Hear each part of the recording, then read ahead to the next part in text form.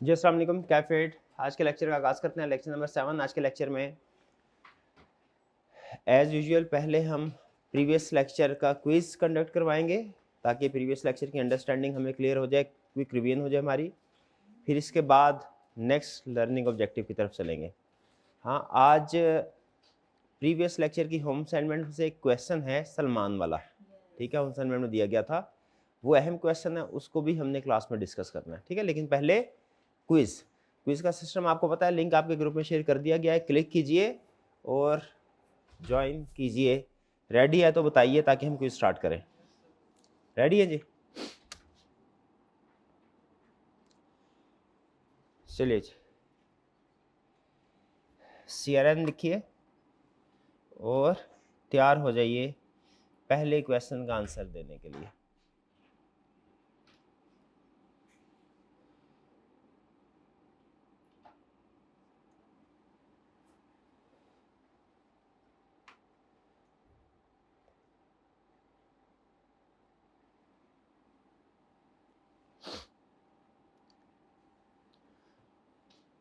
Who is primarily responsible for preparing and presenting the financial statement? Three party relationship कल हमने पढ़ा था, उस रिलेशनशिप के ऊपर क्वेश्चन पूछ रहा है कि बताइए कौन रिस्पॉन्सिबल है फाइनेंशियल स्टेटमेंट्स को प्रिपेयर और प्रेजेंट करने के लिए। प्रेजेंट किसको करना होता है? शेयर होल्डर्स को। प्रिपेयर और प्रेजेंट करने के लिए कौन रिस्पॉन्सिबल है? मैनेजमेंट एंड दो चार्ज गवर्नर। शाबाश। Next question,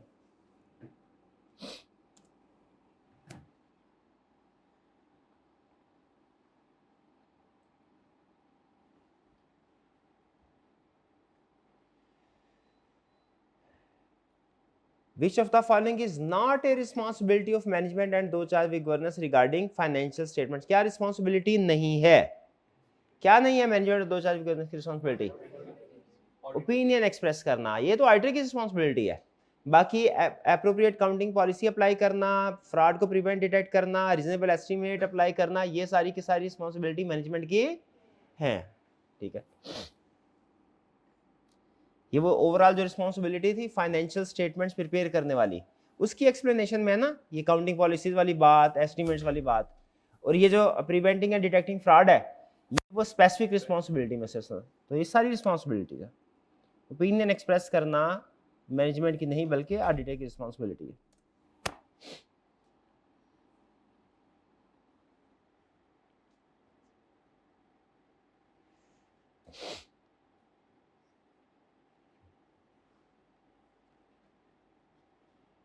applicable financial reporting framework, जिसे हमने जेनेरिक टर्म में क्या नाम दिया था? एक और जेनेरिक क्राइटेरिया। शाबाश।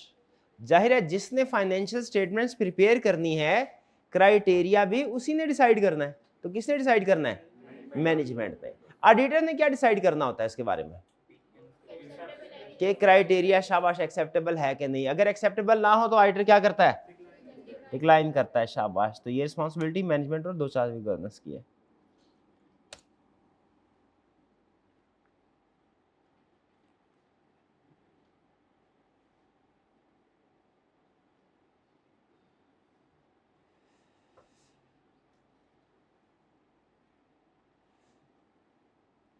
What is the auditor's primary objective when performing an audit?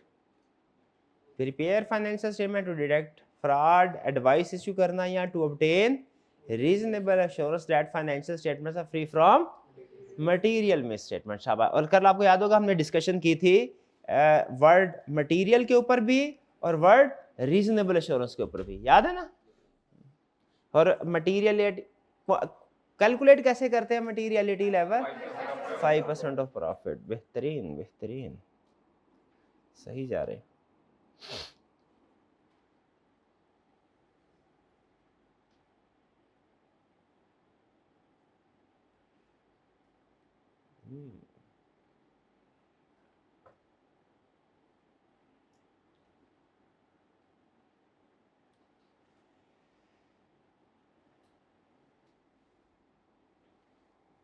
Responsibility internal control design implement करना किसकी रिस्पॉन्सिबिलिटी है? सिर्फ मैनेजमेंट, सिर्फ दो चाबी गवर्नेंस, या दोनों की? दोनों की। शाबाश। अच्छा, ऑडिटर की क्या रिस्पॉन्सिबिलिटी है? उसने इसको डिजाइन इंप्लीमेंट नहीं करना इंटरनल कंट्रोल को, हाँ, उसने सिर्फ उसकी इफेक्टिवनेस देखनी है, उसको सिर्फ अंडरस्टैंड करना है, ठीक है। लेकिन उसके ऊपर ओपिनियन एक्सप्रेस करना क्या जिम्मेदारी है ऑडिटर की? नहीं, ठीक। बेसिक अंडरस्टैंडिंग ऑब्टेन करना और चीज है, और कंफर्म करने के लिए कि कोई चीज ठीक है कि नहीं उसकी डिटेल चेकिंग करना और चीज है। नेक्स्ट क्वेश्चन 6, सिर्फ प्रीवियस क्वेश्चन में सिर्फ 2 चार्ज गवर्नेंस भी रिस्पॉन्सिबल होते हैं, लेकिन बेहतर ऑप्शन थी मैनेजमेंट और 2 चार्ज गवर्नेंस दोनों।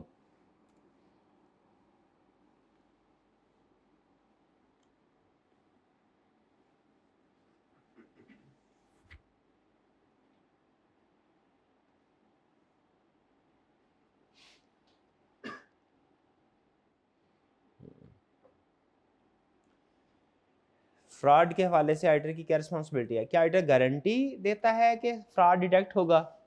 नहीं। क्यों नहीं? रीजनेबल एश्योरेंस की वजह से।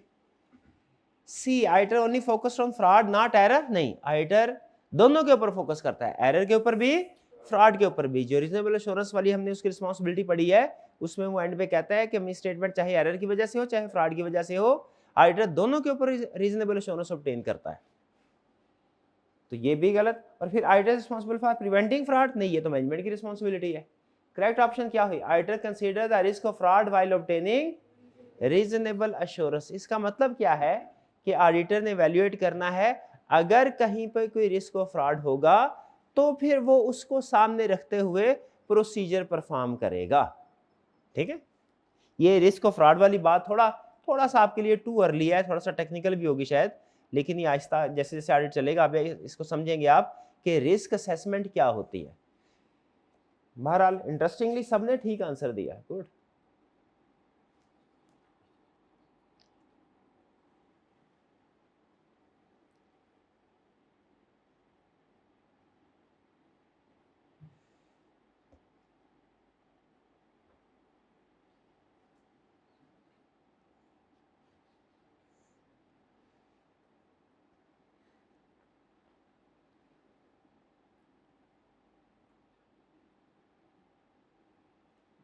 एक्सपेक्टेशन गैप कौन सी स्टेटमेंट डिस्क्राइब कर रही है? See, difference between what user expect and from an audit and what auditors are actually required to do.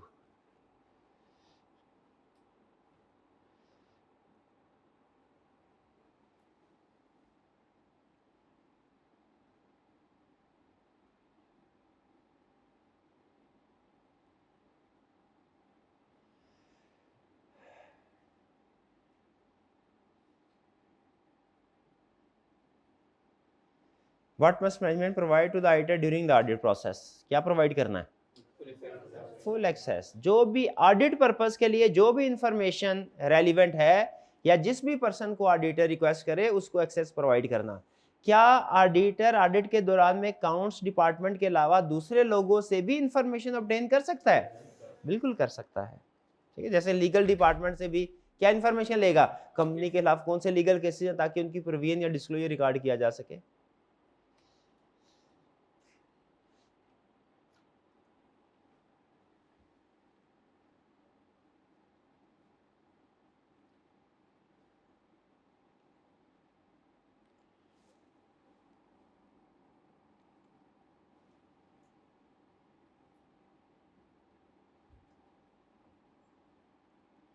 What is the purpose of written representation from management? क्या purpose है? क्या purpose है, याद है? क्या पर्पस है? To confirm management responsibilities and judgement, के management ने अपनी रिस्पॉन्सिबिलिटीज पूरी कर दी हैं। याद रखिए ये रिटन रिप्रेजेंटेशन क्या है? ये जो ऑडिटर इंक्वायरीज करता है मैनेजमेंट से, उनका रिटन फॉर्म में रिस्पॉन्स लेना, उन्हीं जो शायद उसने ज़बानी कलामी पहले की होगी, वो रिटन रिप्रेजेंटेशन कहलाता है। रिटन रिप्रेजेंटेशन से हम बहुत सी चीज़ें कंफर्म करते हैं, वो डिपेंड करते हैं इंक्वायरी किस एरिया से रिलेटेड है, ठीक है। उसमें कुछ स्पेसिफिक रिस्पॉन्सिबिलिटी से रिलेटेड चीज़ें भी कंफर्म करवा सकते हैं और ओवरऑल रिस्पॉन्सिबिलिटी से रिलेटेड भी चीज़ें कंफर्म करवा सकते हैं। स्पेसिफिक से कुछ करवाएं या ना करवाएं, ओवरऑल रिस्पॉन्सिबिलिटीज के बारे में जरूर मैनेजमेंट से हम रिप्रेजेंटेशन रिटन फॉर्म में लेते हैं। ए मैनेजमेंट हमें रिटन फॉर्म में लिख के दीजिए कि आपने जितनी भी इंफॉर्मेशन हमें प्रोवाइड करनी थी, फॉर एग्जांपल वो सारी की सारी कर दी है, हमसे इंफॉर्मेशन छुपाई नहीं है। ये रिस्पॉन्सिबिलिटीज को कंफर्म करना ये अहम मकसद होता है रिटर्न रिप्रेजेंटेशन का। लेकिन कुछ और भी मकसद है छोटे छोटे। सबसे बड़ा मकसद क्या है? मैनेजमेंट से ये पूछना कि आया उन्होंने सारी रिस्पॉन्सिबिलिटी अपनी पूरी कर दी है कि नहीं कर दी, हम इंफॉर्मेशन प्रोवाइड करके। नेक्स्ट क्वेश्चन 10,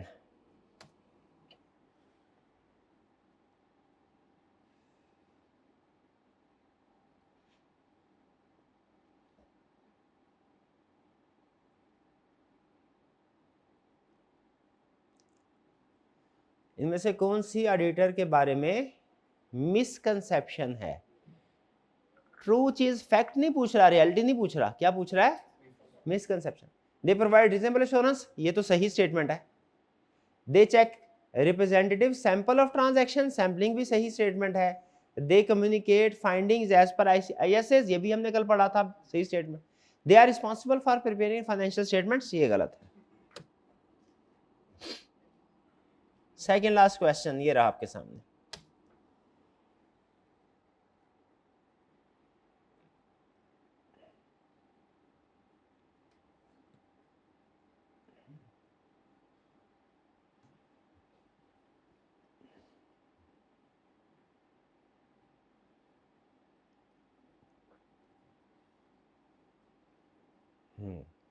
इनमें से कौन सा ऑडिटर की रिस्पॉन्सिबिलिटी नहीं है? क्या रिस्पॉन्सिबिलिटी नहीं?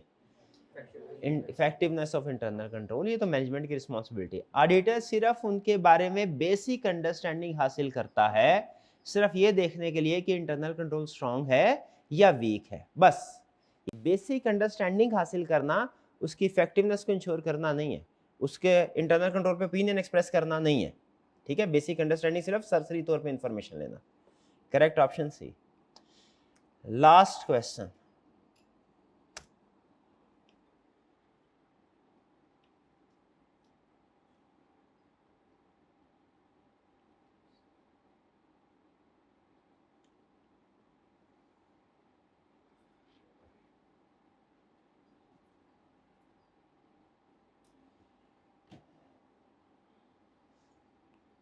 management is responsible for both preparing the financial statements and preventing fraud, दोनों के लिए रिस्पॉन्सिबल है। Management is responsible for both preparing the financial statements and preventing fraud, ये दोनों के लिए रिस्पॉन्सिबल है। ए ऑप्शन करेक्ट होगी, इसको भी ठीक कर लेते हैं, अभी ठीक कर लेते हैं, आपने परेशान नहीं होना।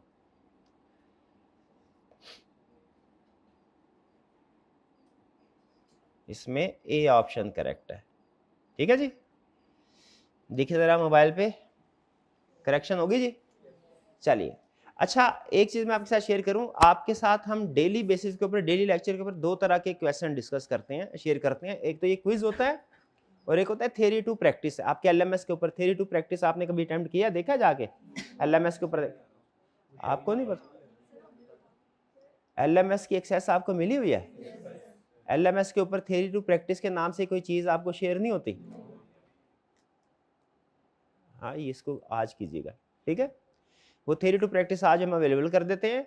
वो भी इसी तरह के छोटे छोटे क्वेश्चंस है, लेकिन फर्क है दोनों में। ये बेसिकली केस स्टडी बेस्ड नहीं है, आपने नोट किया होगा। ये क्वेश्चन इजी होते हैं जो आपको क्लास में स्टार्ट में, ये सिर्फ आपको समझ लीजिए वार्म अप करवाने के लिए, आपकी क्विक रिवीजन करवाने के लिए, कि प्रीवियस कंसेप्ट की क्विक रिवीजन हो जाए, उसके लिए। जो थ्योरी टू प्रैक्टिस है ना, वो इससे एडवांस लेवल के क्वेश्चन है, वो सिनेरियो बेस्ड क्वेश्चन है, केस स्टडी, वो भी आपने डेली बेसिस के ऊपर अटेम्प्ट करने हैं, ठीक है। वो आपके LMS के ऊपर आज अवेलेबल हो जाएंगे, और आज से फिर डेली हर जो लेक्चर होगा उसके साथ हम शेयर करते रहेंगे। वो सिनेरियो बेस्ड क्वेश्चन है, वो लाजमी करने हैं, ठीक है। वो इससे हायर डिफिकल्टी लेवल के हैं। ये आपने, मुझे भी अंदाजा हो रहा है, आपको भी अंदाजा हो रहा है कि लगभग 90% से ज्यादा स्टूडेंट्स के आंसर करेक्ट होते हैं। उसकी रीजन यही है कि इसको हमने जानबूझ के इंटेंशनली इस पर्पस के लिए रखा हुआ है, रिवीजन हो, चैलेंजिंग ना हो, ठीक है। रिवीजन हो, कंसेप्ट रिवाइज हो जाए। सिनेरियो बेस्ड क्वेश्चन जो है वो इसमें हम फिलहाल टेस्ट नहीं कर रहे, लेकिन आपका जो थ्योरी टू प्रैक्टिस है उसमें हम सिनेरियो बेस्ड क्वेश्चन जो है वो चैलेंजिंग वो इंक्लूड करते हैं। वो आपने लाजमी डेली बेसिस के ऊपर अब अटेम्प्ट करना है जी। आज के हमारे टॉपर्स,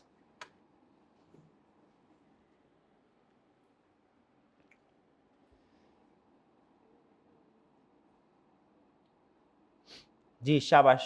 फर्स्ट पोजीशन किन की है?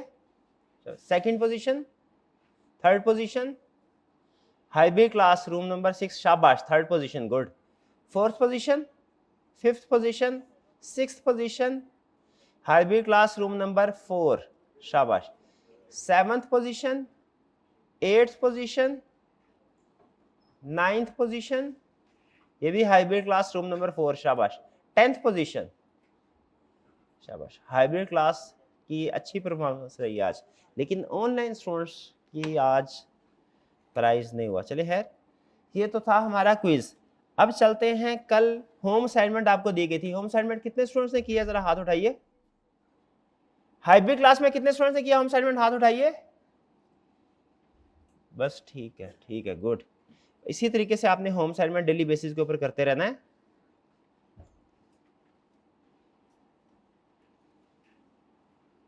जी पास कीजिएगा जी। अब आपके क्वेश्चंस की तरफ चलते हैं। प्रीवियस लेक्चर में से कोई क्वेश्चन पूछना चाहते हो तो पूछ लीजिए, शाबाश। कल के लेक्चर में क्या पढ़ा था हमने?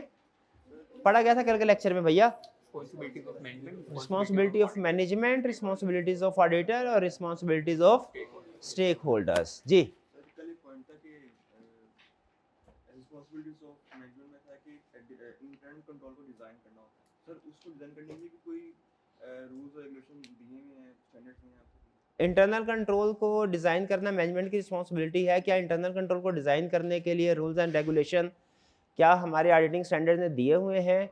इसका जवाब है, वन वर्ड आंसर है इसका, नो। क्यों नहीं दिया वो भला? क्योंकि ये मैनेजमेंट ने काम करना है, ऑडिटर ने तो करना ही नहीं। अगला सवाल, क्या ऑडिटिंग स्टैंडर्ड में इंटरनल कंट्रोल को चेक करने के लिए कोई रूल्स एंड रेगुलेशन दिए गए हैं? क्या अंडरस्टैंडिंग हासिल करने के लिए कोई रूल्स एंड रेगुलेशन दिए गए हैं अंडरस्टैंडिंग हासिल करने के लिए इंटरनल कंट्रोल्स की? इसका जवाब है यस, क्योंकि इंटरनल कंट्रोल को अंडरस्टैंड करना ये हमारी रिस्पॉन्सिबिलिटी में है, ठीक है।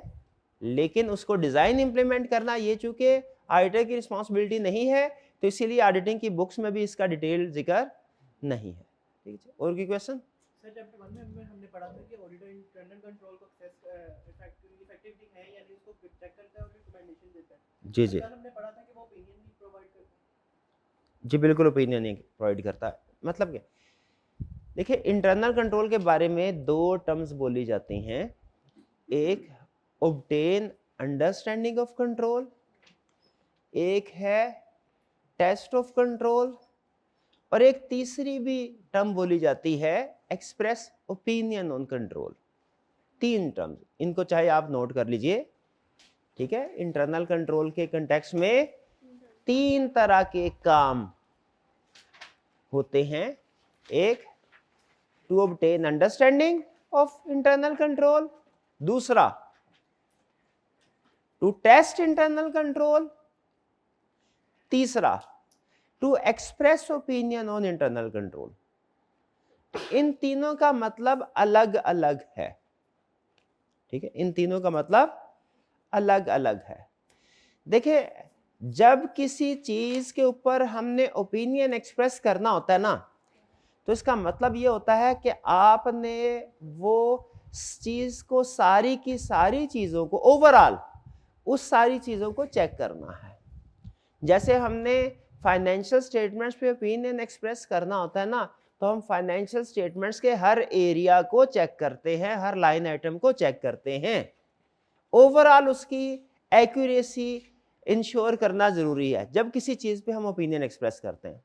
फाइनेंशियल स्टेटमेंट के सारे एरियाज को हम चेक करते हैं। हाँ, हर एरिया में लाजमी नहीं कि सारी ट्रांजैक्शन चेक करें, ठीक है। हर एरिया में सैंपलिंग कर सकते हैं, लेकिन वेरिफिकेशन हर, सेल्स की भी वेरिफिकेशन होगी, परचेज की भी होगी। ऐसा नहीं है कि आप सेल्स की करें और परचेज की ना करें, हर एक एरिया की वेरिफिकेशन करेंगे। हाँ, सेल्स में हो सकता है आप 40% ट्रांजैक्शन चेक कर लें, परचेजेज में हो सकता है 60% ट्रांजैक्शन चेक, सैंपलिंग कर देंगे, ठीक है। लेकिन एरिया सारे वेरीफाई होंगे, हर एरिया के अंदर कुछ ट्रांजैक्शन वेरीफाई होंगी, कुछ नहीं होंगी।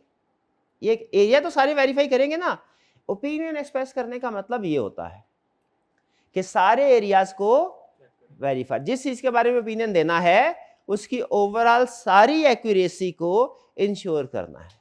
हम फाइनेंशियल स्टेटमेंट्स में तो सारे एरियाज की चेकिंग करते हैं, सेल्स के भी, परचेज के भी, ठीक है, अदर एरियाज के भी, लेकिन हर एरिया का एक इंटरनल कंट्रोल भी होता है, हर एरिया का अलग अलग इंटरनल कंट्रोल।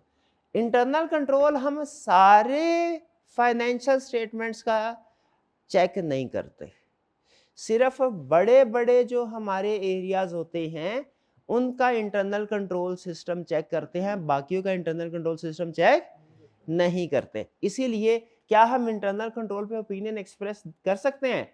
नहीं कर सकते। अगर कभी इंटरनल कंट्रोल पे ओपिनियन एक्सप्रेस करना होता ना हमने, तो जिस तरह हम फाइनेंशियल स्टेटमेंट के हर एरियाज को के ऊपर काम करते हैं, उसकी वेरिफिकेशन करते हैं, उसी तरह हर एरिया के इंटरनल कंट्रोल की भी चेकिंग कर रहे होते हैं।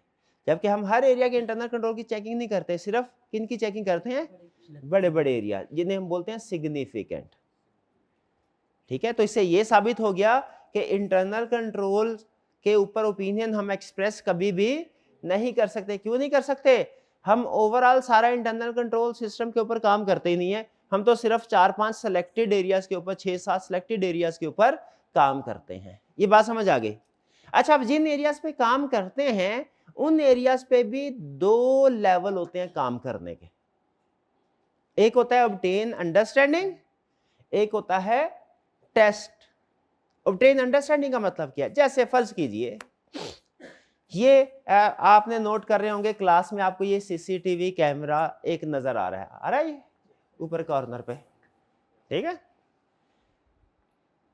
ये एक आपके ख्याल में कंट्रोल है कि क्लास में फर्ज कीजिए कोई ऐसी अनयूजुअल एक्टिविटी हो जाए, उसको रीचेक करना हो तो बाद में रीचेक किया जा सकता है। क्या ये एक गुड इंटरनल कंट्रोल है? बिल्कुल है।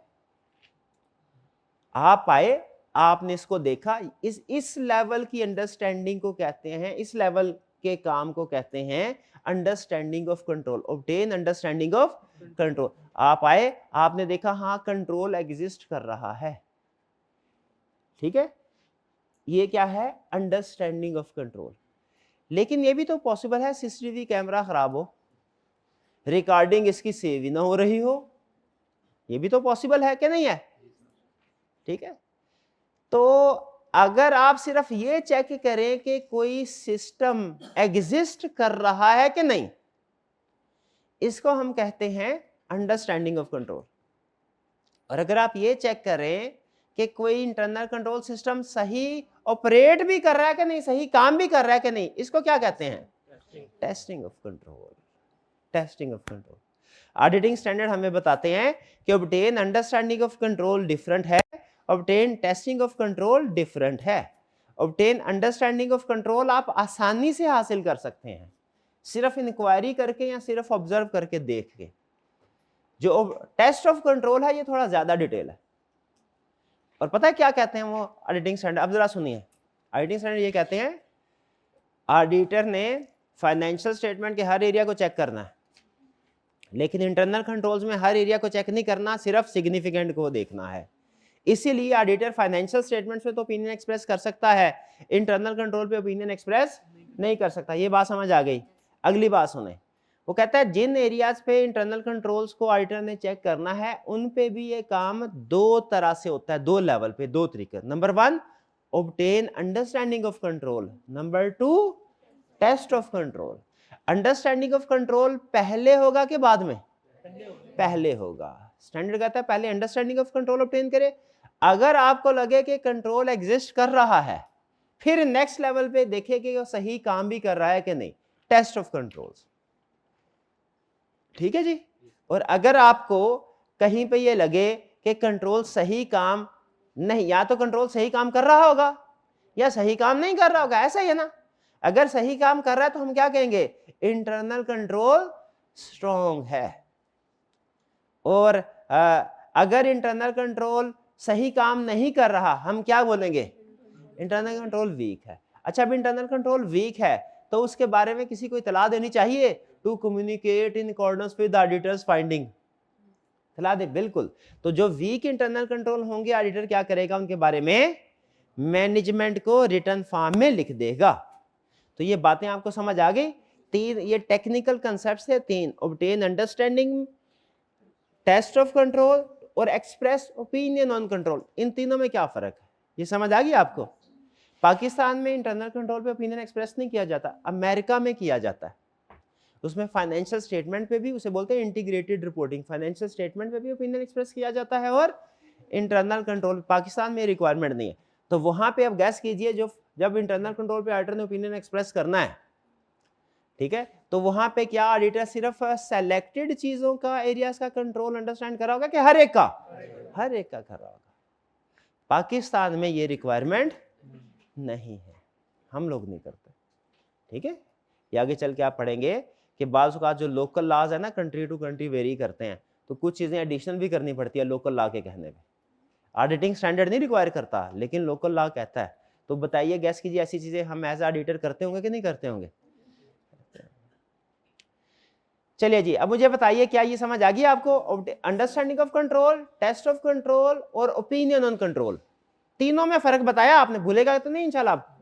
ओके जी,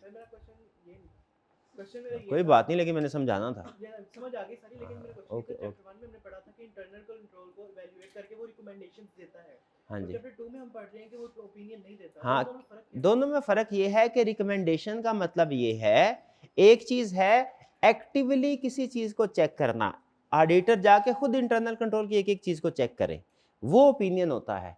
एक चीज है ऑडिटर अपना काम कर रहा हो, चलते चलते उसे कोई चीज नजर आ गई, ठीक है, कोई अहम चीज थी, उसे चलते चलते नजर आ गई, ठीक है। तो जैसे मैंने कल आपको एग्जांपल दी थी, आपको याद होगा टेररिस्ट वाली, टेररिस्ट को ढूंढना आम शहरी की रिस्पॉन्सिबिलिटी नहीं है।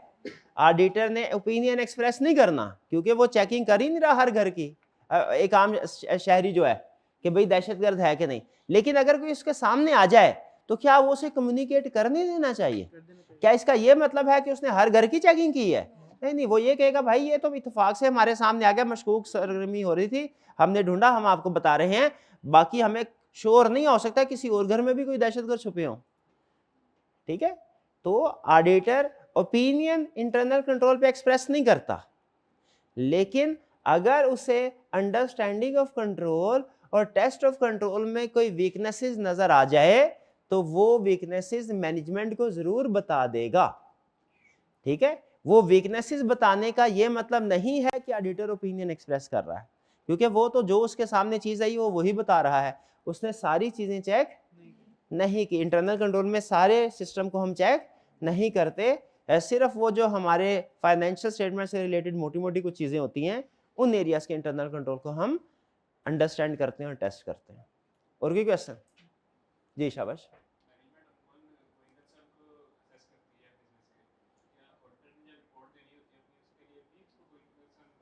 हाँ, अच्छा, क्वेश्चन इनका ये है, मैनेजमेंट ने फाइनेंशियल स्टेटमेंट्स प्रिपेयर करते हुए गोइंग कंसर्न को असेस करना होता है। आपने अकाउंटिंग में शायद ये पढ़ा होगा कि गोइंग कंसर्न एक फंडामेंटल अजम्पशन है और वैल्यूएट करना होता है गोइंग कंसर्न अजम्पशन एप्रोप्रिएट है कि नहीं। क्वेश्चन ये है इनका, क्या ऑडिटर ने भी फाइनेंशियल स्टेटमेंट की चेकिंग करते हुए इसको वैल्यूएट करना है? इसका जवाब है यस, क्योंकि गोइंग कंसर्न अजम्पशन एप्रोप्रिएट है या नहीं है, यानी हमारी जिस कंपनी का ऑडिट कर रहे हैं वो अगले 12 महीने चलेगी या नहीं चलेगी, इसका फाइनेंशियल स्टेटमेंट्स के ऊपर सिग्निफिकेंट इंपैक्ट होता है। एग्रीड? तो जिस चीज का भी फाइनेंशियल स्टेटमेंट में सिग्निफिकेंट इंपैक्ट हो, याद रखें उसको चेक करना हमारे स्कोप में शामिल है। हमारी जी हाँ, रिस्पॉन्सिबिलिटीज में लिख सकते हैं, लेकिन ये ओवरऑल रिस्पॉन्सिबिलिटी नहीं होगी, ये स्पेसिफिक रिस्पॉन्सिबिलिटी होगी, ठीक है। स्पेसिफिक रिस्पॉन्सिबिलिटी बिल्कुल है, ठीक है। शाबाशी, आपने अच्छा कंपेयर किया है। इन्होंने मैनेजमेंट की रिस्पॉन्सिबिलिटीज को और ऑडिटर की रिस्पॉन्सिबिलिटी को कंपेयर किया, और क्या पॉइंट निकाला इन्होंने कि सर मैनेजमेंट की रिस्पॉन्सिबिलिटी में ओवरऑल भी है और उसने कुछ स्पेसिफिक एरिया की रिस्पॉन्सिबिलिटी भी बता दी है, लेकिन ऑडिटर के केस में उसने सिर्फ ओवरऑल की रिस्पॉन्सिबिलिटी बताई है। तो क्या ऑडिटर की भी कुछ स्पेसिफिक एरिया की रिस्पॉन्सिबिलिटी होती है? इसका जवाब है यस, होती है, ठीक है।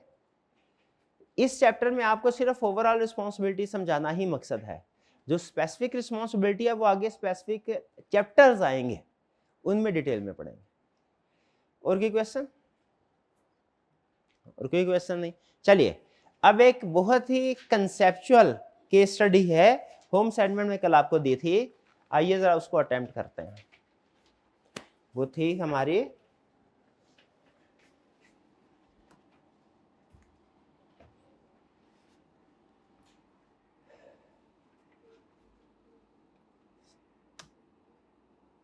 सलमान वाली। प्रोजेक्टर बंद हो गया?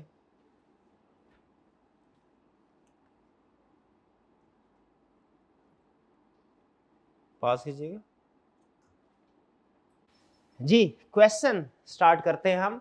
क्वेश्चन 7 कह रहा है Salman is a new employee in the financial reporting department of eagle company, A mid size publicly held company with annual profit of ₹75 million. इस इंफॉर्मेशन में जो पैराग्राफ फर्स्ट पैराग्राफ इंफॉर्मेशन दिया, सबसे अहम चीज आपके लिए एज ऑडिटर प्रॉफिट की अमाउंट है, इसको अंडरलाइन कर लीजिए। गैस कीजिए उसने प्रॉफिट की अमाउंट किसी भी केस स्टडी में आपको देता है, किस पर्पस के लिए देता है? ताकि आप मटेरियलिटी लेवल कैलकुलेट कर ले। पूरे ऑडिट में जब भी आपको किसी भी केस स्टडी के अंदर प्रॉफिट की अमाउंट देगा, उसका पर्पस क्या है? मटेरियलिटी लेवल कैलकुलेट करना। जरा बताइए इस कंपनी का मटेरियलिटी लेवल क्या होगा?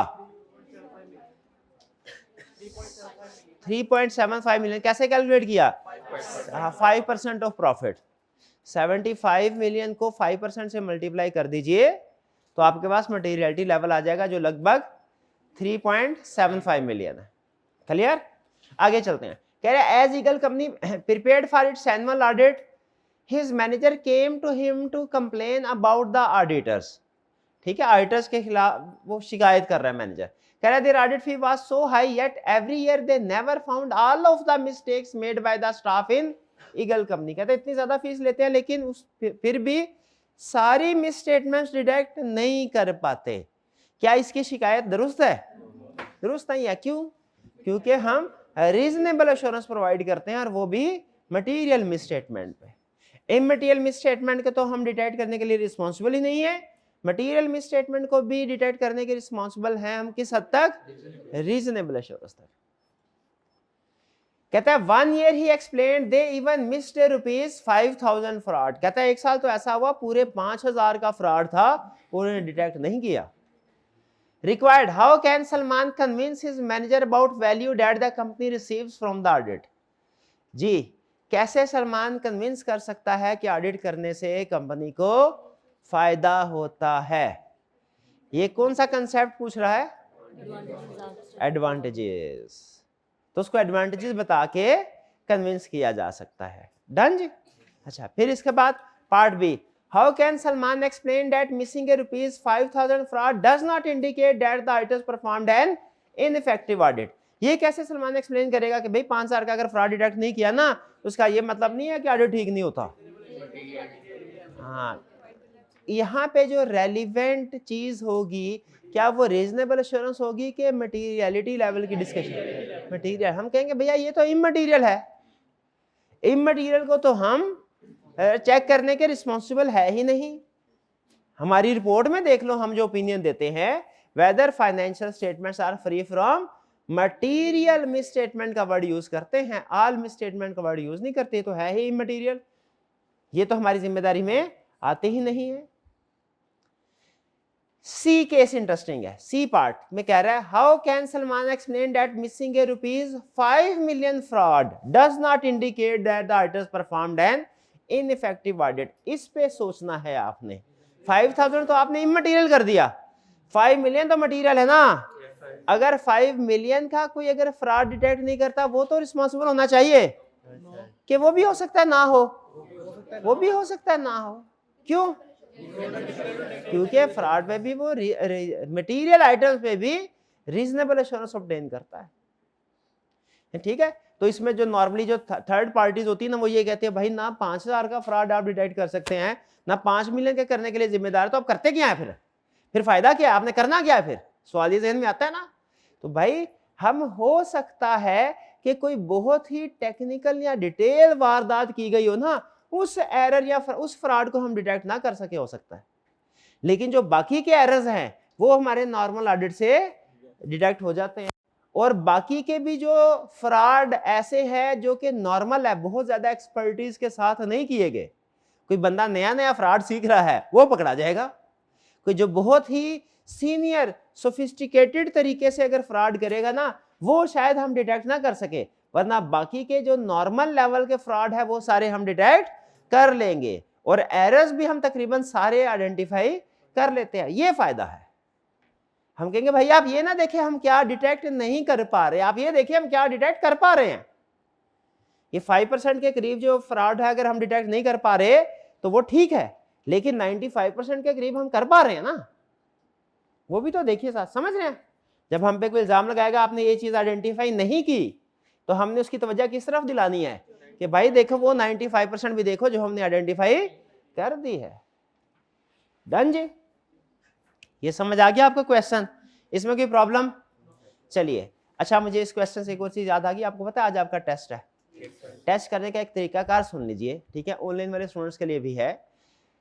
टेस्ट सिस्टम हमने प्रीवियस सेशन से इसको ऑनलाइन कर दिया है ताकि स्टूडेंट्स की आसानी हो, ठीक है, और रिकॉर्ड भी सेंट्रलाइज्ड मेंटेन हो सके। इस पर्पस के लिए आप लोगों को एक समझ लीजिए एडिशनली LMS का अकाउंट क्रिएट करके शेयर किया गया है। उस LMS पे आपके बाकी लगभग सारे रिसोर्सेज होंगे सिवाय वीडियो लेक्चर्स के, ठीक है जी।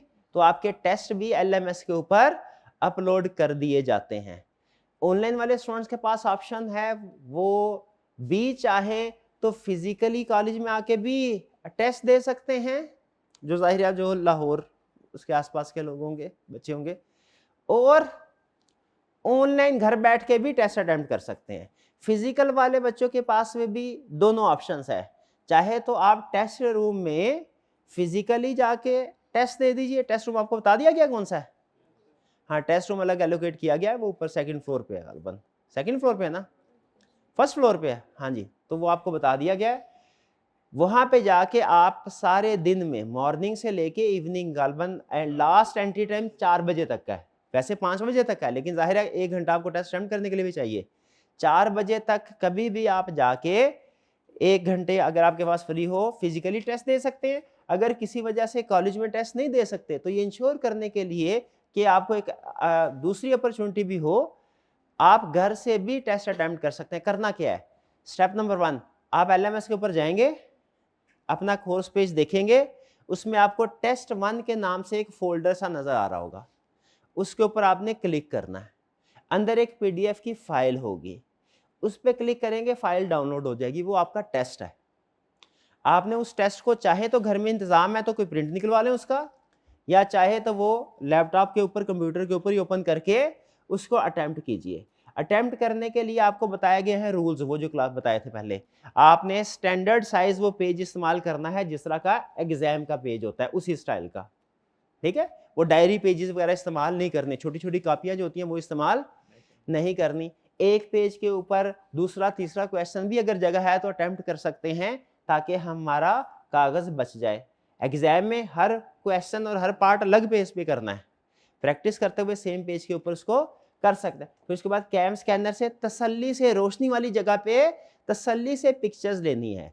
ये जो आप काम करेंगे ना रोशनी वाली जगह पे तसल्ली से पिक्चर लेने वाला, ये हमें बहुत फायदा देगा, ठीक है। हमारे लिए उसको पढ़ना, उसको चेक करना आसान हो जाएगा। उसको कैम स्कैनर के जरिए से PDF में कन्वर्ट करना है, और PDF में कन्वर्ट करने के बाद फिर उसी जगह जाना है जहां से टेस्ट डाउनलोड किया था, टेस्ट 1 के ऊपर फिर जाना है, क्लिक करेंगे, वहां पे एक ऑप्शन आपको टैब नजर आ रहा होगा, अपलोड टेस्ट, कुछ इस तरह का होगा, सबमिट टेस्ट, इस तरह के अल्फाज आएंगे, उसके ऊपर क्लिक करना है, और जो आपने अपना PDF बनाया है वो वहां पे अपलोड कर देना है। उसके बाद ओके कर दे, खत्म कहानी, टेस्ट हम तक पहुंच गया, और वो सेशन एंड तक अब वहां पे रहेगा। आप बाद में कभी भी महीने 2 महीने 3 महीने बाद उसको चेक करना चाहे कि मैंने पहला टेस्ट दिया था, उसमें मैंने क्या लिखा था, उसमें मेरी क्या परफॉर्मेंस थी, क्या मार्क्स थे, वो सारा रिकॉर्ड आपका LMS के ऊपर सेशन एंड तक अवेलेबल रहेगा। फिजिकल हो तो उसमें तो ना कभी इधर उधर हो जाता है, गुम हो जाता है, मिलता नहीं है फिर, ठीक है, तो वो वहां पे LMS के ऊपर रहेगा। क्लियर? आज से आपका ये टेस्ट स्टार्ट हो रहा है, आज पहला टेस्ट है, ठीक है। और इसके साथ साथ हाँ, ऑनलाइन वाले स्टूडेंट्स के लिए एक फैसिलिटी ये होती है, क्योंकि ऑनलाइन वाले स्टूडेंट्स दरमियान में सेशन के दौरान में कभी भी ऐड होते रहते हैं ना, तो उनके लिए फैसिलिटी ये होती है कि वो पूरे सेशन में कभी भी टेस्ट अटेम्प्ट कर सकते हैं, यानी महीने बाद भी टेस्ट 1 2 अटेम्प्ट कर सकते हैं। जो फिजिकल वाले स्टूडेंट्स हैं वो तो आपको पता है साथ साथ स्टार्ट से ही ज्वाइन करते हैं, उनके लिए लिमिटेशन ये है कि आपको 2 दिन, वैसे ऑफिशियली 1 दिन है टेस्ट डे, लेकिन हम कोशिश करेंगे कि आपको 2 दिन मिल जाए।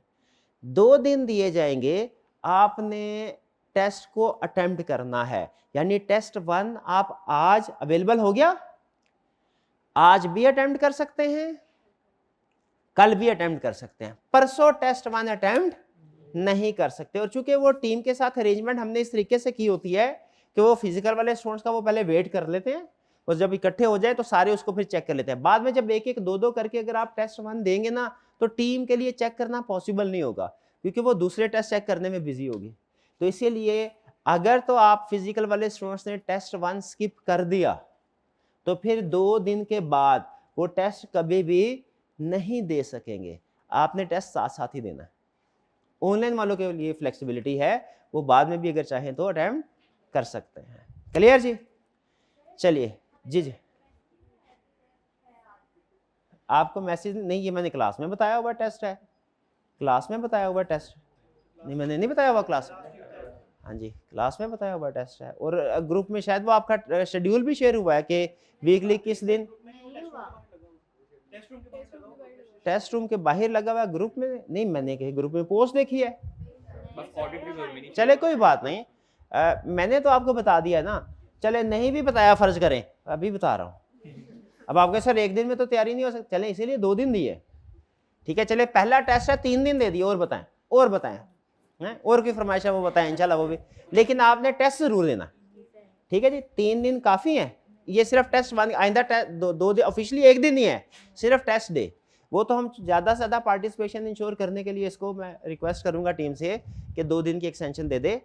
तो टेस्ट 1 के लिए 3 दिन है, आज, कल और परसों, फ्राइडे तक कभी भी आप टेस्ट अटेम्प्ट करके सबमिट करवा दीजिए, ठीक है जी। चलिए, और कोई क्वेश्चन? अब चलते हैं वापस अपने कंसेप्ट की तरफ।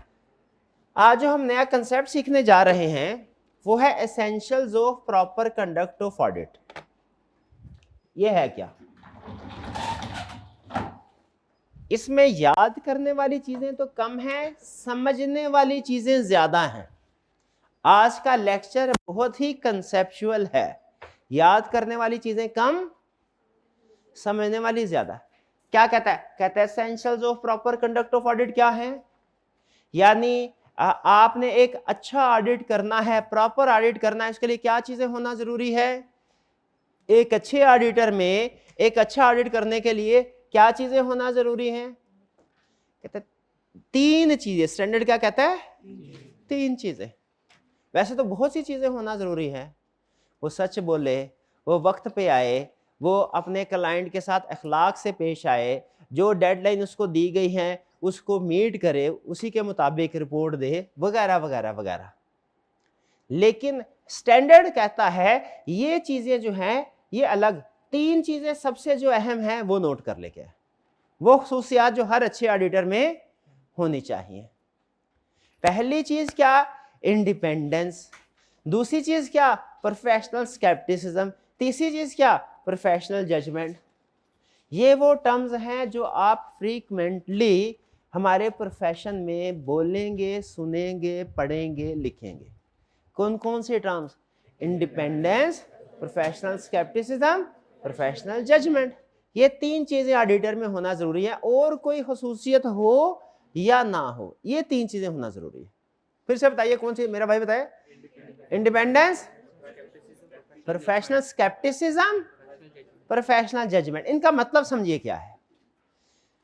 इंडिपेंडेंस का मतलब ये है कि ऑडिटर मैनेजमेंट से भी इंडिपेंडेंट हो और शेयर होल्डर से भी इंडिपेंडेंट हो, ताकि बगैर किसी दबाव और बगैर किसी लालच के अपना काम कर सके।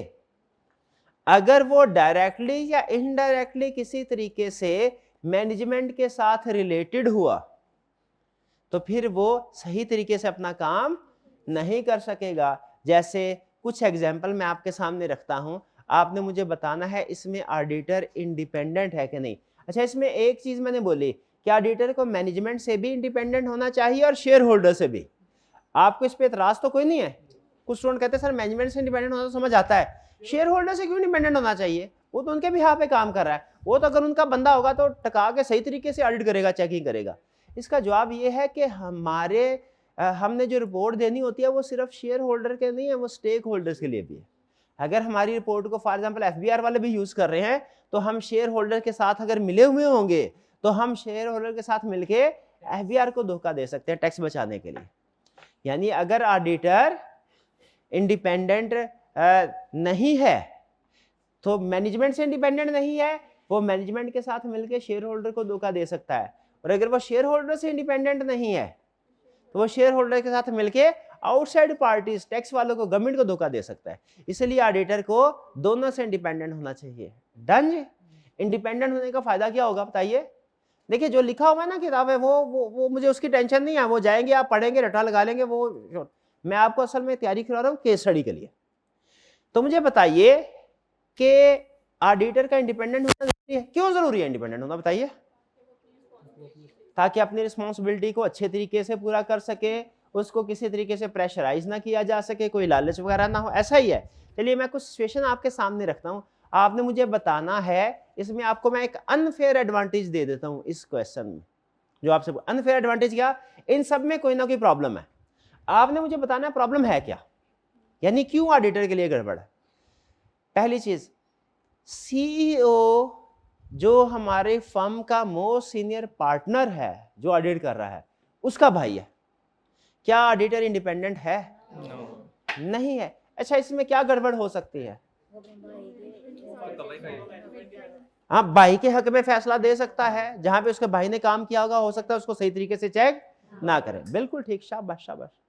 दूसरी चीज, जो जिस कंपनी का ऑडिट करने के लिए जा रहा है ऑडिटर, उसमें वो 6 महीने पहले डायरेक्टर था, एम्प्लॉय था, लेकिन 6 महीने पहले था, अभी नहीं है। बताइए इसमें कोई इंडिपेंडेंस का क्या? ये ऑडिटर इंडिपेंडेंट है? क्यों इंडिपेंडेंट क्यों नहीं है? अभी तो एम्प्लॉय नहीं है। अगर अभी एम्प्लॉय होता फिर मैं आपकी बात मानता इंडिपेंडेंट। वो तो छोड़ चुका है। हाँ लेकिन छोड़ चुका है, इस पे भी अभी चूंकि टाइम कम हुआ है तो यहाँ पे उसके दोस्त, जान पहचान वाले लोग होंगे। ठीक है जी, ये भी इंडिपेंडेंट है।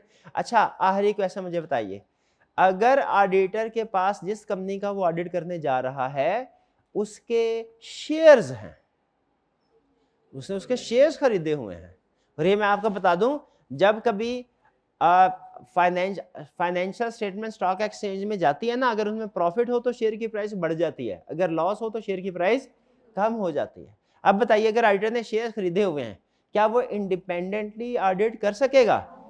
क्यों नहीं कर सकेगा? क्योंकि हाँ उसका, अब शाबाश, अब वो ट्रू एंड फेयर व्यू की तरफ नहीं जाएगा, अब वो भी बेस्ट व्यू सोचेगा, क्योंकि प्रॉफिट ज्यादा से ज्यादा होने का उसको भी फायदा हो रहा है। तो बताइए क्या ऑडिटर के पास शेयर्स होने चाहिए? नहीं होने चाहिए। ये मैंने 2-3 एग्जांपल आपके सामने रखी हैं, इसके अलावा 15-20 एग्जांपल्स और हैं हमारे सिलेबस में। वो सारी जाहिर आज फोकस नहीं है ना, आज तो सिर्फ एक कंसेप्ट के तौर पे इंट्रोड्यूस करवाना है। वो जब ये पूरा चैप्टर पढ़ेंगे तो सारी एग्जांपल्स वन बाय वन हम शेयर करेंगे कि वो कौन सी ऐसी मजीद सिचुएशंस हैं जिनमें ऑडिटर मैनेजमेंट से या शेयर होल्डर से इंडिपेंडेंट नहीं रहता।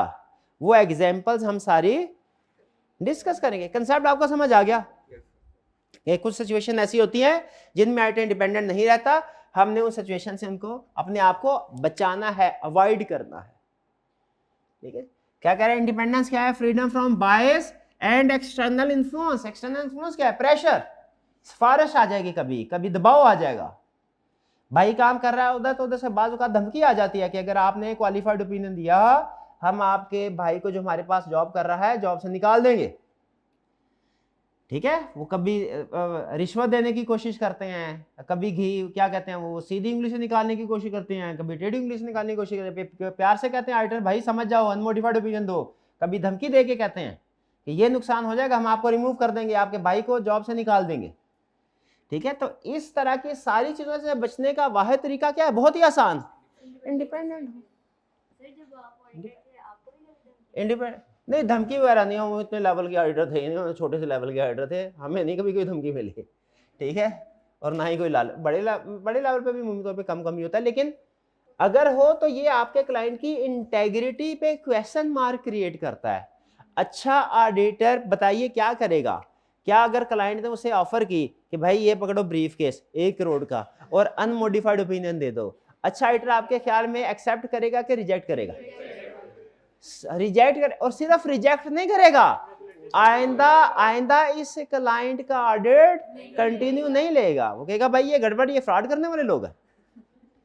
ठीक है जी, चलिए आगे चल। की एस्पेक्ट, ये कुछ एग्जांपल्स दे रहा है कि कौन कौन सी एग्जांपल्स हो सकती, कह रहा है वो जो इंडिपेंडेंस इफेक्ट हो सकती है वो किसी फाइनेंशियल इंटरेस्ट की वजह से हो सकती है, पैसों का लेन देन, जैसे वो शेयर होल्डर्स शेयर ले ले, अगर आप क्लाइंट से लोन ले ले, आप अपने जिसका ऑडिट करे उससे लोन ले ले, तो क्या इंडिपेंडेंट होंगे? फिर नहीं होंगे।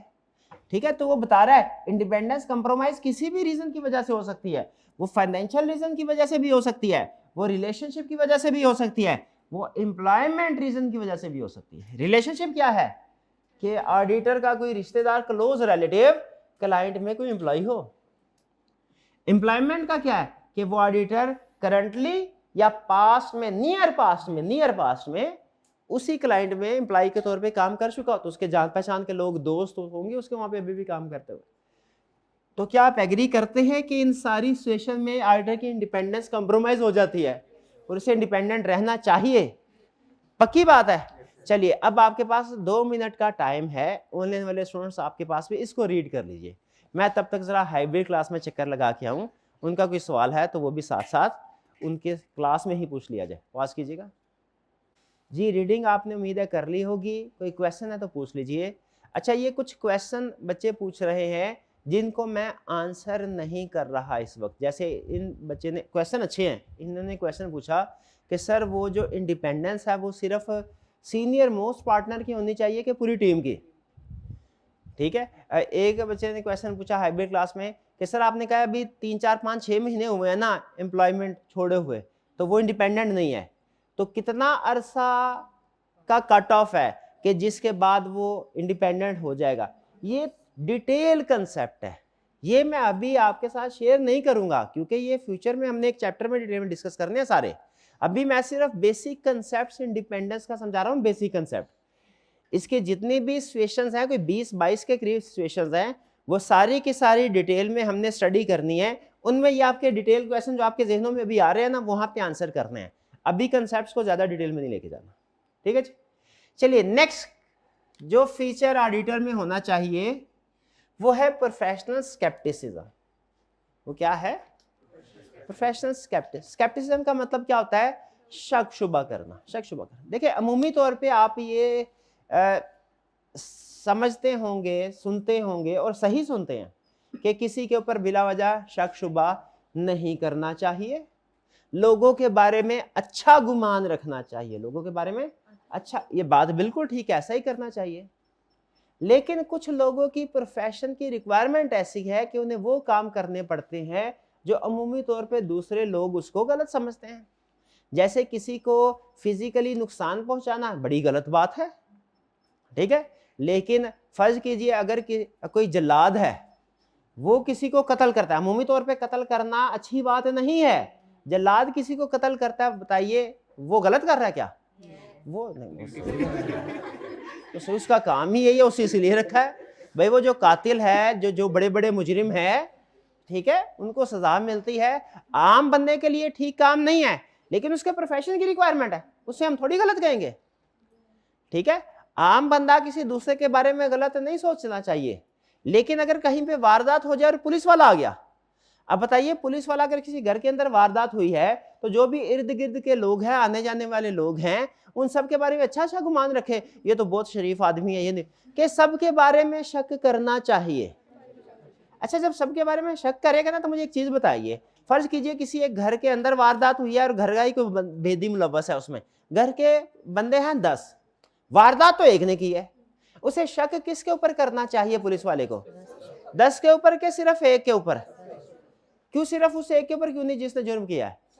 हाँ, क्योंकि उसे पता ही नहीं है, अभी शाबाश, उसे पता ही नहीं है, सब पे करेगा तो फिर वो उस एक तक पहुंचेगा। अगर वो इस माइंडसेट के साथ जाता है कि भैया सारे इनोसेंट है, ये पता नहीं किसने जुर्म किया है, मैं कोशिश करता हूं, क्या ये माइंडसेट के साथ मुजरिम को ढूंढेगा कि इस माइंडसेट के साथ ढूंढेगा कि भैया है मुजरिम, इनमें से कोई शक पे सब पे करता हूं, तो जो मशकूक हुआ ना वो उसकी हरकतें समझ आ जाएंगी, नजर सब पे रखनी है। जिसने जुर्म किया हुआ उसकी हरकतें मशकूक होगी, उसको हम पकड़ लेंगे। किस माइंडसेट के साथ जाना चाहिए? ऑल इनोसेंट या एनीवन में बी गिल्टी, किसके साथ? एनीवन में। यही हिसाब हमारा है, ठीक है। अमूमी तौर पे हम पर्सनल लाइफ में किसी के बारे में ज्यादा शक शुबा नहीं करते, लेकिन हमारे प्रोफेशन की रिक्वायरमेंट है कि हमने जिस भी क्लाइंट पे ऑडिट करने के लिए जाना है, हमारा माइंडसेट क्या होना चाहिए? क्या ये होना चाहिए कि इस क्लाइंट पे कोई मिस स्टेटमेंट नहीं होगी, या ये माइंडसेट होना चाहिए कि there may be misstatement, there may be misstatement. Professional scepticism का मतलब, ये स्केप्टिसिज्म का मतलब है शक शुबा करना। प्रोफेशनल का मतलब है प्रोफेशनल लाइफ में, पर्सनल लाइफ में नहीं। प्रोफेशनल लाइफ में शक शुबा कर, किसके ऊपर कौन कर रहा है शक शुबा? ऑडिटर। किसके ऊपर कर रहा है? क्लाइंट के ऊपर, मैनेजमेंट के ऊपर। क्या शक शुबा कर रहा है? कि देयर मे बी का वर्ड यूज कर रहा हूं, there may be misstatements in finance. वो इस माइंडसेट के साथ काम करेगा तो कहीं पे मिस स्टेटमेंट होगी, ढूंढ लेगा। लेकिन याद रखें, जब इस माइंडसेट के साथ काम करेगा ना, तो 10 एरियाज हैं, तो लाजमी नहीं हर एरिया में से मिस स्टेटमेंट आए। हो सकता है 10 में से 9 ठीक निकल जाए, एक में मिस स्टेटमेंट आए, लेकिन हमें स्केप्टिसिज्म हर एरिया पे अप्लाई करना पड़ेगा, ठीक है। स्केप्टिसिज्म हर एरिया पे अप्लाई करना पड़ेगा। ये स्केप्टिसिज्म समझ गए आप? वो अब इसको डिफाइन कर रहा है। कंसेप्ट मैंने आपको समझा दिया आसान अल्फाज में। स्केप्टिसिज्म क्या है? इस माइंडसेट के साथ जाना कि there may be misstatement, ठीक है। उसको वो स्टैंडर्ड के टेक्निकल अल्फाज में कैसे बता रहा है? कह रहा है प्रोफेशनल स्केप्टिसिज्म का मतलब ये होता है क्वेश्चनिंग माइंड, ऑडिटर का माइंड क्वेश्चनिंग हो, सवाल करने वाला हो। ये चीज ऐसे है तो ऐसे क्यों है? मिस स्टेटमेंट तो ऐसे आइडेंटिफाई होती है। पिछले साल की निस्बत इस साल एक्सपेंस कम था, ऑडिटर कह रहा है शुक्र है इस दफा एक्सपेंस कम है, कंपनी को फायदा ज्यादा हुआ होगा, अच्छी बात है, इससे पाकिस्तान तरक्की करेगा। क्या ये स्केप्टिसिज्म है? स्केप्टिसिज्म ये नहीं है। स्केप्टिसिज्म में ऑडिटर क्या सोचे? भाई ये लगता है कुछ एक्सपेंसेस अंडरस्टेट हैं। वो ये नहीं सोचेगा कि कम किया हुआ है, बचते की हुई है, ये नहीं सोचेगा। क्लाइंट ने बचत किया, क्या सोचेगा? लगता है कुछ एक्सपेंसेस अंडर। ये है स्केप्टिसिज्म, क्वेश्चनिंग माइंड, सवाल करेगा पिछले साल की इसमें एक्सपेंस कम है, कम क्यों है? ज्यादा है, ज्यादा क्यों है? हमारा एक क्लाइंट था, वो एक था तब गया, ये रियल बात बता रहा हूँ। हमारा एक प्रोसेस होता है कि जितने भी एक्सपेंसेस होते हैं ना, क्लाइंट के टीम मेंबर के साथ बैठ के हम एक एक एक्सपेंस के साथ उसको एनालिसिस करते हैं पिछले साल के साथ, कि जहाँ पे सिग्निफिकेंट फ्लक्चुएशन है वो क्यों है। तो कुछ एक्सपेंसेस में पिछले साल की निस्बत इंक्रीज था। मैंने कहा इंक्रीज क्यों है? क्योंकि मुझे शक क्या था भला? ओवर स्टेटमेंट का। एक्सपेंस ओवर स्टेटेड तो नहीं है। उसने बताया सर ये रीजन, ये रीजन। मैंने कहा ठीक है। कुछ एक्सपेंसेस डिक्रीज थे। मैंने कहा डिक्रीज क्यों है? कहने का सर इंक्रीज तो समझ आता है, डिक्रीज क्यों पूछ रहे हैं? तो अच्छी बात है, खर्चा कम हुआ है तो अच्छी बात है। मैंने कहा ये अपने डायरेक्टर को कहना कि खर्चा कम हुआ है तो अच्छी बात है, हमने कम किया है। मैं ऑडिटर हूं, मैं क्या सोचूंगा खर्चा कम हुआ है तो? ये नहीं सोचूंगा कि आपने बचते की है, कम सस्ती चीजें खरीदी है। मैं क्या सोचूंगा? एक्सपेंस अंडरस्टेटेड है। उसने कहा अच्छा ठीक है, उसने रीजन बता दी। तीसरा, कुछ एक्सपेंसेस ऐसे थे जो पिछले साल जितने ही थे। अब मैंने उससे पूछा ये पिछले साल जितने क्यों है? इस पे तप गया था वो। कहने लगा सर जो बढ़े आप उसमें भी राजी नहीं है, जो एक्सपेंस कम हुए उसमें भी राजी नहीं है, ये तो एक्सपेंस सेम है, किसी जगह तो आप टिक जाए। मैं कहा नहीं, जहां पे एक्सपेंस बढ़ना चाहिए और नहीं बढ़ रहा वहां पे भी तो स्केप्टिसिज्म अप्लाई करना है। भैया क्या सारा साल पिछले साल वाले रेट ही चले हैं?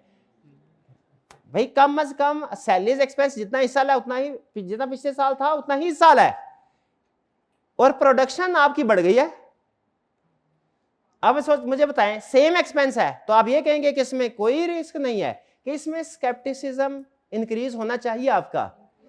क्यों होना चाहिए? एक्सपेंस तो वही है जो भाई प्रोडक्शन बढ़ी है। कैसे बढ़ गई है? कि खलाई मखलूक आके थोड़ी कर गई है, कोई ओवर टाइम हुआ होगा, कोई नए एम्प्लॉय हायर की, तो एक्सपेंस तो बढ़ना चाहिए। तो जहां पे एक्सपेंस बढ़ना चाहिए नहीं बढ़ा वो भी रिस्क है। जहां पे पिछले साल की निस्बत अनयूजुअली इंक्रीज हो गया वो भी रिस्क है। जो एरिया पिछले साल की निस्बत अनयूजुअली डिक्रीज हो गया वो भी रिस्क है। और जो पिछले साल जितना ही रहा हालांकि चेंज होना चाहिए था वो भी रिस्क है। सीफैब लेवल की केस स्टडी याद आ गई मुझे। उसने कहा इस साल 2 नई प्रोडक्ट्स लॉन्च की हैं, रेवेन्यू देखा हमने तो वो उतना ही था जितना पिछले साल। बताइए क्या रिस्क है? रेवेन्यू इंक्रीज होना चाहिए। इंक्रीज होना चाहिए था, नहीं हुआ, इसका मतलब है जो नई प्रोडक्ट्स लॉन्च किया वो फ्लॉप हो गई है, उनको एनआरवी पे राइट डाउन करो। समझे भाई? अमूमी तौर पे जो अगर पिछले साल जितना रेवेन्यू था उतना ही इस साल है, आप कहेंगे ठीक है सर प्रॉब्लम कोई नहीं, यही बात समझ में आती है ना। हालांकि 2 नई प्रोडक्ट्स लॉन्च की है इस साल, टोटल 3 पहले थी, 2 नई है, तो कम से कम रेवेन्यू 40% तो बढ़ना चाहिए था। रेवेन्यू उतना ही बढ़ा जितना पिछले, मतलब उतना ही था। इसका मतलब क्या, न्यू प्रोडक्ट्स बिक नहीं रही, फ्लॉप हो गई है। समझे? तो जहां पे अनयूजुअल इंक्रीज हो, स्केप्टिसिज्म क्या कहता है, जहां अनयूजुअल इंक्रीज हो वो भी रिस्क है, उसको इन्वेस्टिगेट करो। जहां अनयूजुअल डिक्रीज है वो भी रिस्क है, इन्वेस्टिगेट करो। और जहां पे चेंज होना चाहिए लेकिन नहीं हो रहा, वो भी रिस्क है। क्वेश्चनिंग माइंड इस चीज का नाम है। क्वेश्चनिंग माइंड क्वेश्चन करता रहे, इंक्रीज है इंक्रीज क्यों है, डिक्रीज है डिक्रीज क्यों है सेम क्यों है। Questioning mind, being alert to condition which indicate possibility of misstatement, और अपने इर्द गिर्द नजरें खुली रखे, देखे कोई ऐसी कंडीशन उसे नजर आ गई जो मिसस्टेटमेंट को इंडिकेट कर रही है तो फौरन उसको पिक करे, इग्नोर ना करे, इग्नोर उसको ना करे। ठीक है? खुद वो ऑडिटर बेचारा इतनी मुश्किल से सीए किया उसने, चार्टर्ड अकाउंटेंट बना, खुद वो छोटी गाड़ी पे आता है, जैसे ही क्लाइंट पे पहुंचा उसने देखा क्लाइंट का जो अकाउंटेंट है जो उससे जूनियर है उसके पास उससे बड़ी गाड़ी है, तो क्या करे, मुबारकबाद दे उसको? क्या ये समझे कि इसको कहीं से तोहफा मिला होगा, तोहफा इसको कहीं पे विरासत में से हिस्सा मिला, ये समझे कि स्केप्टिसिज्म क्या कहता है, शक करे। क्या शक करे कि भैया इसकी तनख्वाह भी मेरे से कम है, इसकी गाड़ी मेरे से बड़ी क्यों है, लगता है कोई गड़बड़ कर रहा है। ये हमारे रिस्क ऑफ फ्रॉड में ये बात लिखी हुई है। अगर किसी भी पर्सन का सोर्स ऑफ इनकम उसके लिविंग स्टैंडर्ड के साथ मैच ना करे, कुछ तो गड़बड़ है, कुछ तो, ये है इंडिकेशन। क्या हमें ऐसी इंडिकेशन को इग्नोर कर देना चाहिए कि नहीं किसी पे शक करना जो है गलत बात है? नहीं भाई, हमारा प्रोफेशन की रिक्वायरमेंट है हमारे से ये कि ये करना है। तो अगर आपको कोई ऐसी इर्द गिर्द कंडीशन नजर आए जो मिस स्टेटमेंट को इंडिकेट कर रही हो, मिस स्टेटमेंट को इंडिकेट कर रही हो, क्या हमें इग्नोर कर देना चाहिए? नहीं, ये है स्केप्टिसिज्म। दूसरा पॉइंट। तीसरा, critical assessment of audit evidence. जो भी ऑडिट एविडेंस आपको मिलता है उसको क्रिटिकल असेस करें। आपने क्लाइंट से कहा सर जो एम्प्लॉयज हैं उनकी सैलरी शीट तो मुझे दीजिए, इस दफा सैलरी बढ़ गई है, जरा बताइए कितने नए एम्प्लॉयज आए हैं। उन्होंने कहा ये सर नए 20 एम्प्लॉयज की लिस्ट है। लिस्ट सामने आ गई, क्या हम मुतमिन हो जाए कि ये एम्प्लॉयज है? कि हमें उसको उस एविडेंस को चेक करना चाहिए, जो क्लाइंट हमें एविडेंस दे रहा है हर एविडेंस को चेक करना चाहिए सही है कि नहीं, कि हम मजीद उसको चेक, हम कहें भैया इसका अपॉइंटमेंट लेटर भी दिखाओ, अपॉइंटमेंट लेटर मिल गया, फिर कहेंगे अच्छा एम्प्लॉय से भी मिलवाओ, याद है अनरिस्ट्रिक्टेड एक्सेस टू एम्प्लॉयज। तो अगर नए एम्प्लॉयज हायर हुए हैं, चेक करने के लिए जेन्युइन है कि नहीं, हमें मिलना चाहिए कि नहीं? बिल्कुल। जो भी इंफॉर्मेशन है याद रखिए, ये हमारा ऑडिट है, ये आपका सोशल मीडिया अकाउंट नहीं है। कि जो भी इंफॉर्मेशन शेयर हुई अच्छी लगी, सुनने में, पढ़ने में, दिखने में अच्छी लगी, तो फौरन ही इन्वेस्टिगेशन कोई नहीं करनी, क्या करना है, आगे कम से कम 10 लोगों को फॉरवर्ड कर देना। सोशल मीडिया पे तो ऐसे ही चलता है, ऑडिट में ऐसे नहीं चलता। ऑडिट में जो भी इंफॉर्मेशन आपके पास आएगी ना, आपने उसकी क्रिटिकल असेसमेंट करनी है। ये सीखे क्रिटिकल असेसमेंट करना, फिर आपको पता चलेगा सोशल मीडिया पे भी जो मोर देन 90% खबरें चल रही होती हैं वो पूरी सही नहीं होती, फेक होती हैं, फुली या पार्शली फेक होती हैं। ठीक है? तो क्या करना है, ये जो तीसरा काम कर रहे हैं क्रिटिकल असेसमेंट और ऑडिट एविडेंस, क्या करे, मैनेजमेंट जो भी इंफॉर्मेशन आपको प्रोवाइड करेगी आपने उसे ट्रू मान लेना है। ठीक है? क्या करना है, उसको इन्वेस्टिगेट करना है, चेक करना है, फिर अगर सही साबित हो जाए फिर उसको यूज करना, वरना यूज नहीं। तो ये स्केप्टिसिज्म का कंसेप्ट क्या है, हमने इस माइंडसेट के साथ जाना है कि हमारे इस क्लाइंट में मिसस्टेटमेंट हो सकती है। इसके 3 पॉइंट्स हैं। क्वेश्चनिंग माइंड, क्वेश्चन करते रहो, इंक्रीज है वो क्यों है, डिक्रीज है वो क्यों है, सेम है हालांकि चेंज होना चाहिए, सेम क्यों है। Questioning, alert to condition which indicate possibility of misstatement. इर्द गिर्द नजर दौड़ाते रहे, जहां पे कोई ऐसी चीज नजर आए जो मशकूक हो वहां पे फौरन अलर्ट हो जाए और उस एरिया में वेरिफिकेशन करना शुरू कर दें। ठीक है? ये बाज़ औक़ात एक बड़ा फ्रॉड पकड़ते हैं, कुछ कई फॉर्म में ये फ्रॉड पकड़ा है। कंपनी डूब रही है, कंपनी के हालात टाइट है, कोई बैंक लोन देने को तैयार नहीं है, उसके सीईओ के घर में बड़ी बड़ी पार्टीज हो रही हैं, और जिनमें कोई ये जो होते हैं मूवीज वाले, फिल्मों वाले एक्टर्स वगैरह, वो पार्टिसिपेट कर रहे हैं। ये यूएसए में बहुत से उन्होंने इस तरीके से फ्रॉड पकड़े हैं। भैया कैसे हो गया? खुद सोचे, बात समझ आती है आपको? कंपनी डूब रही है और सीएफ और सीईओ इनकी याशिया चल रही है। उन्होंने, ऑडिटर ने फिर तरीके से लिखे, उन्होंने कहा इनके पिछले साल में जितने भी बड़े बड़े फैसले किए हैं ना, सारे कॉन्ट्रैक्ट खोल लो, चेक करो। पता चला कमीशन वगैरह ले रहे थे। तो इस तरह की चीजें जो है वो इंडिकेट करती है मिस स्टेटमेंट को, हमें इसको इग्नोर नहीं करना चाहिए। ये ना वो दावत दे हम कहें अच्छा अच्छी बात है तो जाके सेल्फी सुल्फी लेंगे, अपलोड करेंगे, ऐसे नहीं है। ऑडिटर ऐसे नहीं काम करता। ऑडिटर कैसे काम करता है? स्केप्टिसिज्म के साथ। आपका दोस्त आपको इनवाइट करे कि भैया वो आज तुम्हें इफ्तारी करवाता हूँ, आपके आगे पीछे कभी बोतल नहीं पिलाई मेरे को, आज मेरे को इफ्तारी करवा रहा है, कोई तो गड़बड़ है, आइंदा क्या सोचना है, कुछ तो गड़बड़ है। ये स्केप्टिसिज्म। आइंदा खुश नहीं होना, उससे पूछना भाई बता क्या लॉटरी लगी है तेरी, क्या कर क्या रहे हो, ठीक है? चाहे जो भी। तो मुझे बताइए क्या प्रोफेशनल स्केप्टिसिज्म अहम है कि नहीं अहम? बहुत अहम है। कोई भी आइंदा अगर आप में स्केप्टिसिज्म मैं आपको समझा पाए तो मुझे बताइए, क्या आइंदा कोई एनुअल ट्रांजैक्शंस अगर आपके सामने आएगी, एनुअल सिचुएशन, आप उसको इग्नोर करेंगे? नहीं करेंगे, ठीक है? क्या आप अजम्पशन को जनरलाइज करेंगे कि भाई पिछले साल कोई मिसस्टेटमेंट नहीं नजर आई थी, इस साल भी कोई मिसस्टेटमेंट नहीं होगी? बताइए ये स्केप्टिसिज्म है? नहीं स्केप्टिसिज्म। भाई मैंने एक्सपेंसेस के सारे एरिया चेक कर लिए, उनमें कोई मिसस्टेटमेंट नहीं थी, इनकम में भी कोई मिसस्टेटमेंट नहीं होगी, क्या ये मेरी प्रिजम्पशन सही है? नहीं सही। ये मैंने क्या कर रहा हूं? मैं जनरलाइज कर रहा हूं अजम्पशंस को। जनरलाइज का मतलब क्या है? एक एरिया के रिजल्ट को दूसरे एरिया पे फिट कर रहा हूं। ऐसा नहीं होता, हर ऑडिट दूसरे से अलग है। पिछले 10 साल में ऑडिट किया, कोई मिसस्टेटमेंट नजर नहीं आई, 11वें साल ऑडिट करते हुए कोई मिसस्टेटमेंट आएगी कि नहीं आएगी? आ सकती है। शाबाश, ये है स्केप्टिसिज्म, आ सकती है। अप्लाई एप्रोप्रिएट जजमेंट्स, क्लाइंट को अनड्यू फेवर नहीं देनी, ठीक है? और इनहेंस ऑडिट रिलायबिलिटी, क्या फायदा होता है? ऑडिट रिलायबिलिटी बढ़ जाए। अच्छा ऑडिट होगा ना जब स्केप्टिसिज्म के साथ काम करेंगे। अच्छा तो बताइए, आम बंदे के लिए स्केप्टिसिज्म बुरी आदत है, लेकिन प्रोफेशनल के लिए, ऑडिटर के लिए क्या है? अच्छी बात है। इसी से तो मिसस्टेटमेंट सामने आएंगे। तो दो चीजें, इंडिपेंडेंट होना चाहिए जी ऑडिटर को, प्रोफेशनल स्केप्टिसिज्म होनी चाहिए जी। फिर इसके बाद क्या है? Professional judgement. प्रोफेशनल जजमेंट क्या है? सोचने समझने की सलाह, सोचने समझने और हालात के मुताबिक सही फैसला करने की सलाहियत। प्रोफेशनल जजमेंट क्या है? सोचने समझने और हालात के मुताबिक सही फैसला करने की सलाहियत।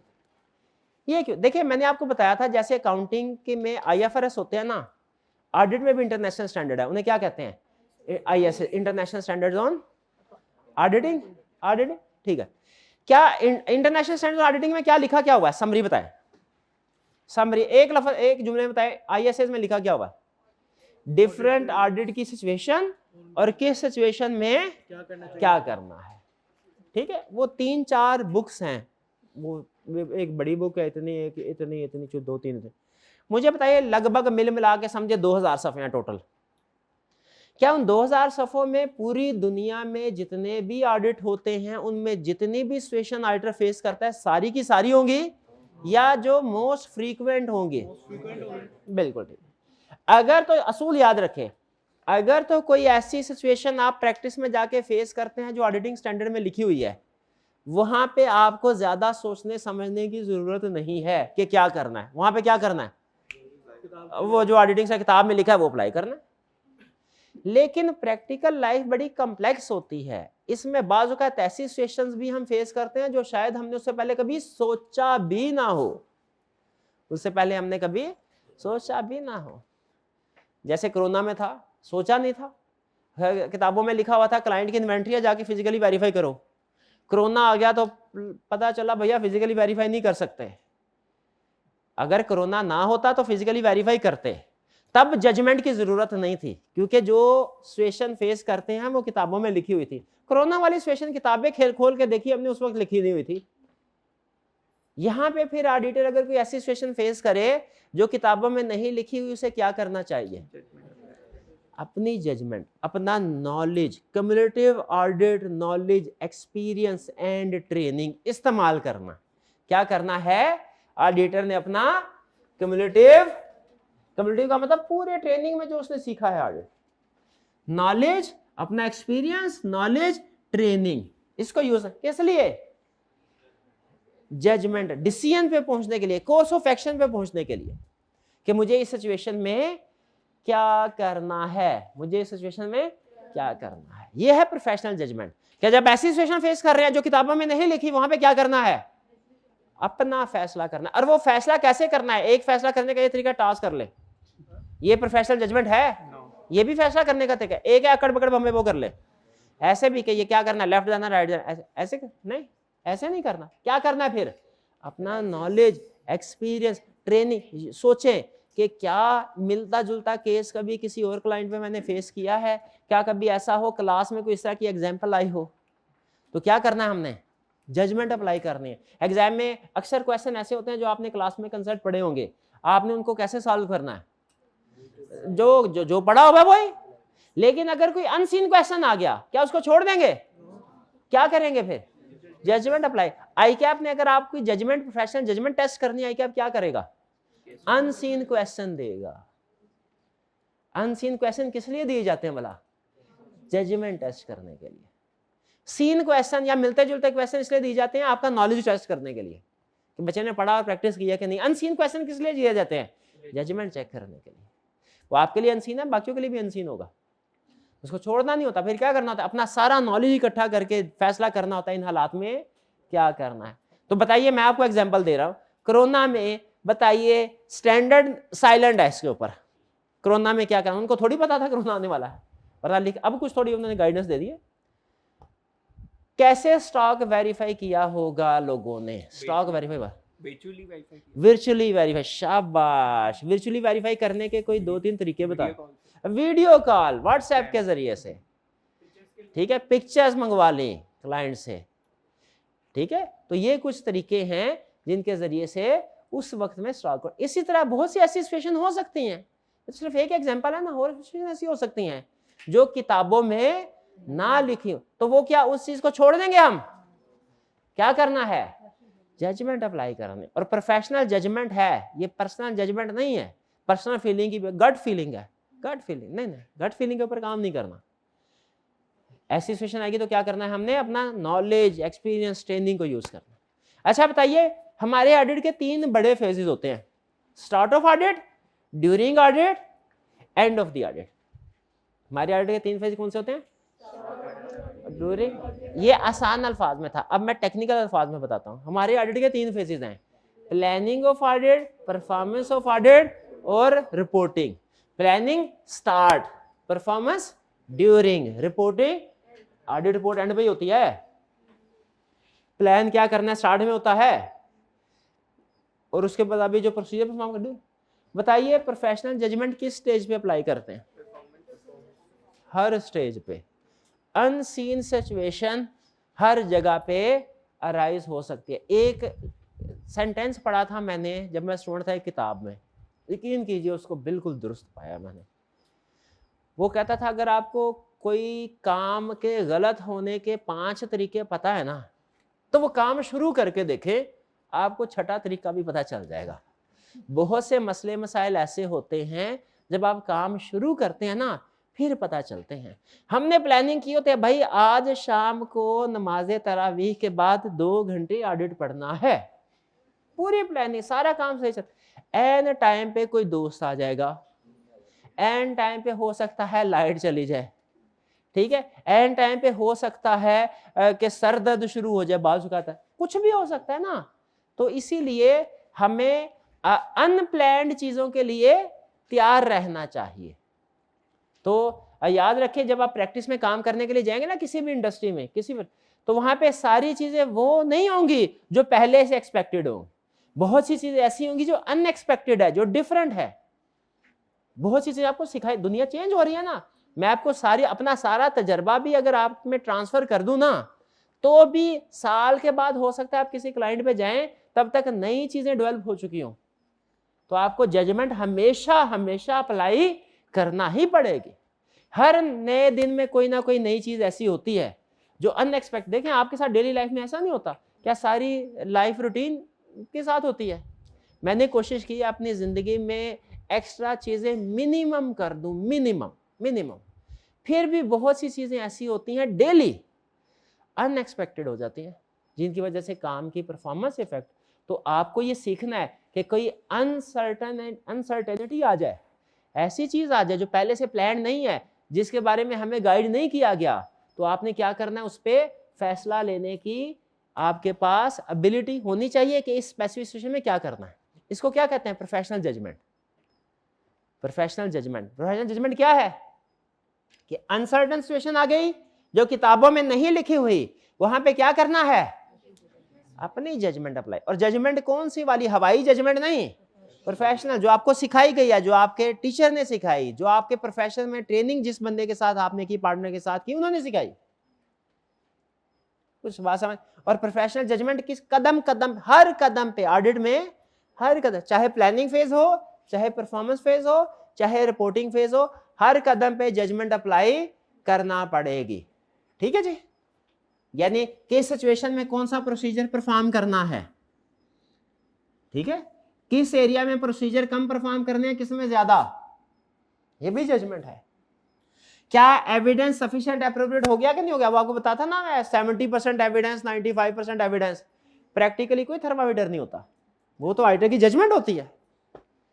ठीक है, किस एरिया में रिस्क है, किस में नहीं, किस में कम, किस में ज्यादा, मटीरियलिटी कैलकुलेट करने में भी जजमेंट है। अब आप यहाँ पे सोच रहे हो कि मटीरियलिटी तो सीधा फार्मूला था 5% ऑफ प्रॉफिट, इसमें कहाँ जजमेंट आ गई? जजमेंट तब आती है जब प्रॉफिट की बजाय लॉस होता है। अब क्या करना है? अब लॉस का 5% थोड़ी लेंगे, मटीरियलिटी नेगेटिव तो नहीं होती।